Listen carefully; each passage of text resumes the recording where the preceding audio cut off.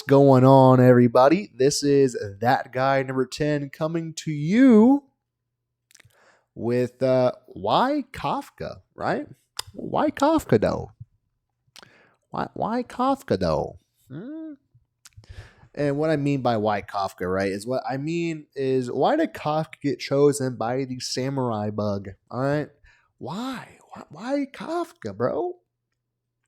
So this is actually the third time I have done this video. Once I was on the wrong profile.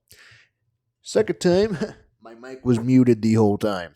So I was basically just talking into a fucking plastic metal dildo in my face the entire time. But this time, I did my checks. I made sure it's good. So don't worry about it today, boys. Now, if it's still shitty, that one's on me, gang. All right? Maybe it's just not a good video. But now, why Kafka, right? As those of y'all who've watched my review on chapter 117, go watch that. If you haven't, come right back and we can continue talking. Hello, everybody that came back. So, why Kafka, though, right? As shown in chapter 117, the samurais were feeling a mixture of shame, powerlessness, and, let me hear it, a guilt. All right? Guilty. Now, let's remember the kind of life Kafka was living in the beginning of the novel, because it changes a little bit. All right? In the wise words of Kendrick Lamar, Duckworth, my bad.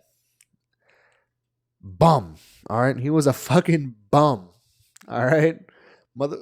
One thing I do appreciate about episode 1 of the anime is the fact of how fucking disgusting that room is. All right? That room was trash. And every time they panned back to that man's room, it got worse. I don't know. Man was living like Asmongold for real. All right? Bro is not doing it. All right? Bitchless. All right? But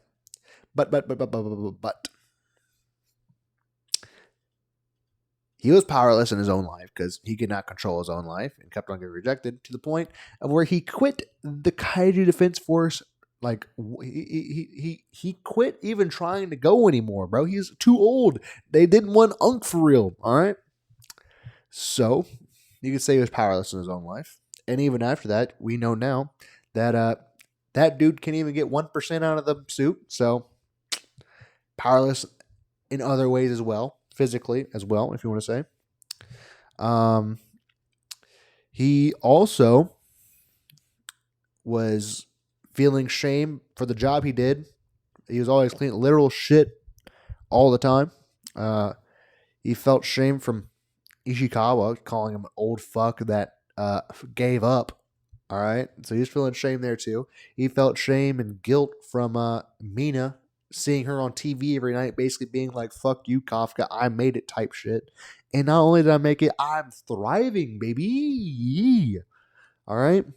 So I would say he's very, very obviously all three of those things at this moment in time, right? So let's continue on. Why not Captain Uromi? Like, why not get someone stronger, bro? You know what I'm saying? Like, why? Because if you guys don't know, Captain Uromi at the age of 7 was quite literally cutting hands and burning tattoos off of kaiju. All right, as I think that's how or whooping feet. I don't know. I forgot how that song goes. But my boy was certified. All right, he was literally chopping arms off and killing kaiju with their own arms at the age of 7 years old. So bro is kind of him. And Captain Hoshina perfected and modified all techniques from his great ancestor, right? I don't know how many greats back it is, but back in the Mirakira era, and his ancestor was considered the greatest swordsman in all of creation. And so he even surpassed him in the sword. And why didn't you choose him, right? Because he had shame, but he didn't have powerlessness, right? Because is it really brave to do something when you know you're him and you know, like, you're kind of just that guy when you do something like killing kaiju. Is it really, or saving people? Is it really that brave when you're kind of just him for real? You know what I mean? Or is it more brave to know that you're a fucking bum and try to save your subordinate? All right. What would you consider? I would say the latter is way more braver than the former. All right. Oh fuck! I fucked up my hair. Type shit. But me personally, I think that's way more like braver than that. You know what I mean? So I feel like whenever Kafka Hibino saved Ishikawa in chapter, I think it was 4 or 2. In chapter 4 or 2, I don't remember, or I don't know why I'm neglecting 3, but in one of those chapters, when he saves Ishikawa, he demonstrated in that moment that he could rise above the shame, the guilt, and the powerlessness and still do something to the kaiju and save people and save the people around him, right? In that moment, he rose above those actions, and in that moment, Kafka Hibino became kaiju number 8 in spirit. And when he survived, he became it in body and mind, right? So I don't want to press the mute button again. I want to do this all over again. But I feel like in that moment when he saves Ishikawa is quite literally the moment when the bug got activated and came to Kafka, right? That was the moment everything changed inside Kafka's life. And I know some people have been wondering why, like most animes, like there are like no real transformations for real for Kafka, and not until he like almost dies. And there's not really transformations, more so just the bug taking over, right, into the berserk state, as I famously coined. But like he does, like if you really think about it, Kafka just stagnates at that power level that he's at. But don't get me wrong, it's still a pretty good power level, but he never gets really any stronger besides letting the kaiju bug take over as kaiju number 8, right? The multiplier doesn't change at all. But Kafka, the person, as Captain, I later said his name, Hoshina, as Captain Hoshina was saying, if he can level up Kafka, then kaiju number 8 levels up as well, right? But Kafka neglects his kaiju isms in all of this. He tries to be a better defense force officer when he's just not. He's trying to be something he's not, and he loses.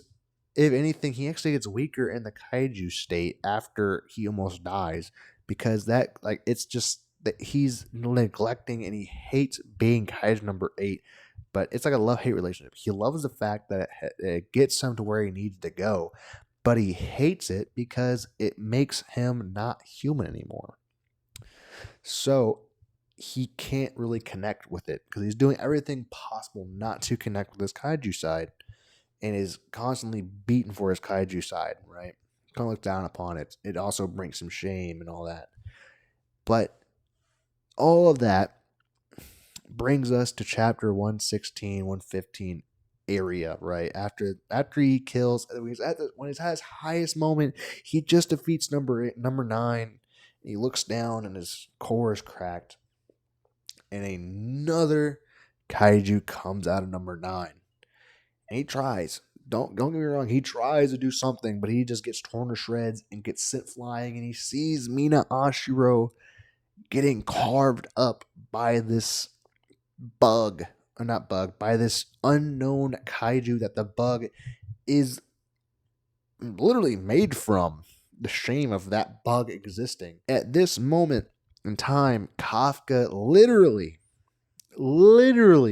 is becoming the samurai that made the bug. Because if you think about it, at this moment in time, he is quite literally in the same state of mind, in the same state of matter that he is when he's fighting that Mirakira Kaiju. Right? Everything, they're 1-to-1 right now. They're as closely connected as ever. And that is why this whole flashback kaiju thing is even happening right now, is because of him about to be dead, and the closeness and of the closeness of scenarios that the samurai have felt and what Kafka is feeling right now, right? That is why this is happening. And it's such good writing, and I love every second for it. I'm here for it, baby. All right, Kafka's gonna come back up, and I swear there's gonna be like a number 8 version 2 coming. That's not just him in a berserk state. I can feel the kaiju like number 8 V2 cloak coming, like kaiju cloak or whatever the fuck going to come. I can taste it. It's gonna happen, baby. I want it so bad. But this has been That Guy number 10, coming to you guys about why Kafka though. Why Kafka though? If y'all liked it, leave a like for your boy, right? If you want to tell me I'm a fucking stupid bitch and tell me I'm wrong and that Captain Romy should have got it instead of fucking Kafka, go right ahead. I love the comments. I love to argue. Because guess what? I know how to argue better than you, bitch. And fucking, if you guys want to see more of me, my stupid face, please subscribe down below. And then this has been That Guy number 10. Stay trotch free, and I'll see you guys later. Peace!